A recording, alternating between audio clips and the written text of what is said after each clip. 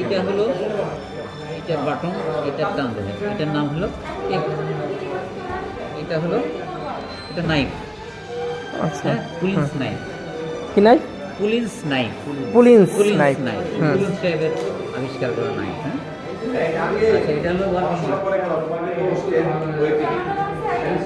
Working element. Work working working কাজ করার যন্ত্র, এলিমেন্ট। ওয়ার্কিং এলিমেন্টের নাম। জি। এটা টেলিস্কোপ। আর এটা হলো urethroscope sheath with obturator. Urethroscope sheath with obturator. হুম। আর এটা হলো Otis urethrotome. Otis urethrotome knife. এটার একটা মজার বিষয় আছে, ওটিস ইউরোথ্রোটম কীভাবে ঘটনা ঘটায়। হ্যাঁ, এটা নাইফ দেখছো মাথায়? হুম হুম। Blade, spoon shape. Spoon shape, বিভিন্ন শেপের আছে। এটা ঢুকাইতে হবে। এটা ঢুকাইলে দেখবেন নাইফটা ভিতরে ঢুকে লুকায় গেছে। নাইফ আর ওই এটা তো 2 নম্বরটা। হ্যাঁ, এখন আর নাইফ দেখা যায় না, যাই না, নাইফ দেখা যায় না। ওটিস তখন আমরা ইউরোথ্রোস্কোপ। কী করবো? ও ইউরোথ্রোটম। কখন use করি এটা? ইউরোথ্রোস্টোম। আচ্ছা, এখন আমরা পুরা হ্যাঁ ওই ওই ওই এইটা নামাই, ওইটা উঠাও রুগী তাড়াতাড়ি। কোনটা স্যার?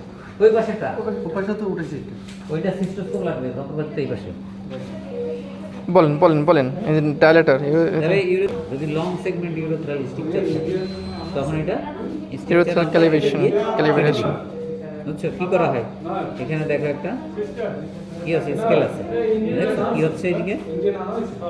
এখানে স্কেল বরাবর আমরা মাপি। এই দেখো, এটা গেজ, গেজে মাপ। গেজ।